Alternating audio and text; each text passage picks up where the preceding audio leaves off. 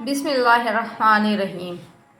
یہ تو آپ جانتے ہی ہوں گے کہ نصرانیوں کے نزدیک ایک کتے کی بھی اہمیت ہے، لیکن جب بات مسلمانوں کی ہو اور ڈاکٹر عافیہ صدیقی پر ظلم کے پہاڑ توڑے جائیں یا عراق و افغانستان میں مسلمانوں کا بے دریغ خون بہایا جائے تو انہیں خوشی محسوس ہوتی ہے، اور اگر اسلام دشمنی کی بات ہو تو وہ بہت اہم کردار ادا کرتے ہیں۔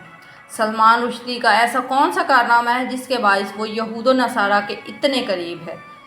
پہلے تو آپ کو سلمان رشدی لعین کا تعارف کرواتے ہیں، پھر آپ کو ملکہ برطانیہ کی سلمان رشدی پر عنایات اور دلی وابستگی کا سبب بھی بتائیں گے۔ سلمان رشدی کا باپ مسلمان تھا، یہ بھارت میں پیدا ہوا اور اس نے تعلیم بمبئی میں حاصل کی، پھر یہ انگلستان چلا گیا اور وہاں سے اس نے اپنی گریجویشن کے بعد لکھنے کا کام شروع کر دیا۔ اس کا باپ جو سول سروس میں تھا، اس نے ایک فراڈ کیا جس کے باعث اس کو سول سروس سے نکال دیا گیا۔ اس کے باپ نے اپنی ڈیٹ آف برتھ اپنے کاغذات میں تبدیل کی تاکہ لمبا عرصہ تک سول سروس کر سکے۔ اپنے آپ کو عمر کا چھوٹا ظاہر کرنے کی کوشش کی، پھر وہ پکڑا گیا۔ اس نے انگریزوں کو دھوکہ دینے کی کوشش کی لیکن پکڑا گیا تھا۔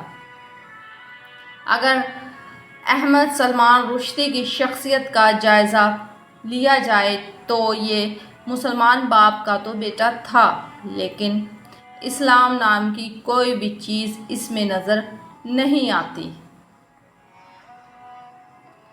اس نے 4 شادیاں کیں، 3 عیسائی عورتوں سے اور ایک ہندو عورت سے، اور پھر 2 عورتوں کے ساتھ اس نے لمبے عرصے تک ازدواجی تعلقات استوار کیے رکھے۔ پھر اس لعین رشدی نے ایک کتاب لکھی سیٹینک ورسز کے نام سے، جس کے بعد پوری دنیا کے مسلمانوں میں کوہرام مچ گیا اور غم و غصے کی لہر دوڑ گئی۔ ایران کے امام خمینی نے پھر فتویٰ دیا کہ اس کو مار دینا چاہیے، اور انہوں نے اس پر بھاری رقم انعام میں رکھی۔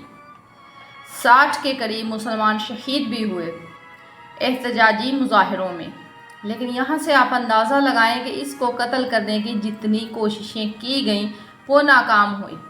1999 کو جس ہوٹل میں یہ ٹھہرا تھا وہاں مصطفیٰ محمود نامی ایک مسلمان شخص نے حملہ کیا، لیکن وہ کچھ دیر پہلے بوم بلاسٹ ہو گیا۔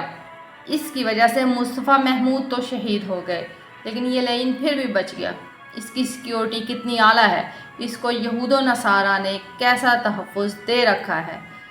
پوری دنیا میں مسلمانوں کے جذبات انتہائی مجروح ہوئے۔ اس نے جو کتاب شائع کی تھی وہ یورپ میں بارہا شائع ہوئی اور تیزی سے فروخت ہوتی رہی، اور یہ اپنی حرکتوں سے باز نہ آیا۔ 2006 میں جب خاکوں کا رواج بڑھا تو اس نے کھل کر گستاخانہ خاکے بنانے والے کی حمایت کی۔ حالیہ نیو یارک میں اس پر حملہ ہوا جس میں غازی الماطر نے اس پر خنجر سے وار کیے، گہرے زخم دیے۔ بروقت طبی امداد کے باعث بچ گیا، لیکن لعین بری حالت میں ہے۔ اب آتے ہیں ملکہ برطانیہ کی اس کے ساتھ دلی وابستگی کیوں ہے۔ ملکہ نے اسے شاہی مہمان کا درجہ دیا، اسے knighthood of British Empire کا خطاب دیا۔ شاہی مہمان کے طور پر اس کی محل میں ضیافت ہوتی۔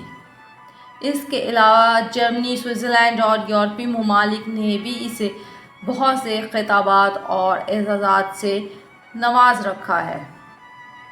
قرآن میں واضح فرمایا گیا ہے کہ یہود و نصارہ تمہارے کبھی دوست نہیں بن سکتے، یعنی وہ کبھی مسلمانوں سے وفا نہیں کریں گے۔ ہر گستاخ رسول کو انگلینڈ اور امریکہ پناہ دیتے ہیں۔ جیسے ہی ملکہ کی ڈیتھ ہوئی تو ایک شخص کو ملکہ کے نام کا عمرہ کرتے ہوئے دکھایا گیا، جس کو سعودی حکام نے اریسٹ کر لیا۔ اس کے پیچھے بھی ایک کہانی ہے جو ہم آپ کو بتاتے ہیں۔ نصرانیوں کی یہ ایک سازش ہے۔ سوشل میڈیا پر کافی عرصے سے چرچا کیا جا رہا ہے کہ ایک سادات خاتون یعنی کہ نبی پاک صلی اللہ علیہ وسلم کی اولاد میں سے تھیں جنہوں نے عیسائیت قبول کی، اور ملکہ ان کی اولاد سے ہے، اس لیے ملکہ وہی خون ہے۔ یعنی لوگوں میں یہ تاثر ابھرے کہ نعوذ باللہ اسلام کمزور مذہب ہے، جبکہ نصرانیت ایسا مذہب ہے جس کو ایک اہل بیت خاتون نے قبول کیا، حالانکہ اس میں کوئی حقیقت نہیں ہے۔ یہود و نصارہ کا اسلام سے بغض ڈھکا چھپا نہیں اور نہ ہی کبھی ختم ہو سکتا ہے۔ سابقہ وزیر اعظم نے اقوام متحدہ میں یہی آواز اٹھائی تھی کہ آزادی اظہار سے یہ مراد نہیں ہونی چاہیے کہ آپ اس حد تک جائیں کہ مسلمانوں کے جذبات بری طرح سے مجروح ہوں۔ ناپاک فرانسیسی وزیر اعظم نے گستاخانہ خاکے جگہ جگہ لگوائے تھے۔